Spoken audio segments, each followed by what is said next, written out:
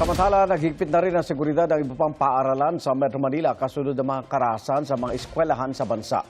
Gaya sa Malabon kung saan kinumpiska ang mga gunting at cutter na karaniwang dala ng mga estudyante bago sila papasukin.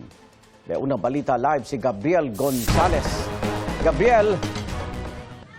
Good morning, Igan. Kahit malayo sa Visayas, naalarma rin ang pamunuan ng Malabon National High School sa naiulat na insidente ng pamamaril sa San Jose National High School sa Tacloban, Leyte.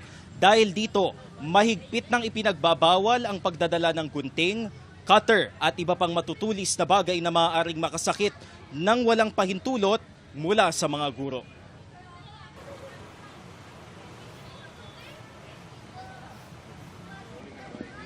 Bandang alas 5 pa lang ng madaling araw, nakapwesto na ang mga security personnel ng Malabon National High School para inspeksyonin ang mga bag ng estudyante. Sa mesa sa dalawang pasukan ng paaralan, mayroong kahon kung saan inilalagay ang mga nakukumpiskang gunting, cutter, sticks at iba pang bagay na maaaring makasakit. Ang bawat bag ay binubuksan ng security at ginagamitan ng metal detector. Ayon sa isang guro ng Araling Panlipunan na ating nakausap, noong nakaraang taon pa ipinatupad ang ganitong sistema pero mas hinigpitan ngayon para hindi maulit ang nangyari sa paaralan sa Tacloban. Sa bagong curriculum ngayon, iniiwasan daw na magpa-project sa mga estudyante na gagamit ng gunting o cutter.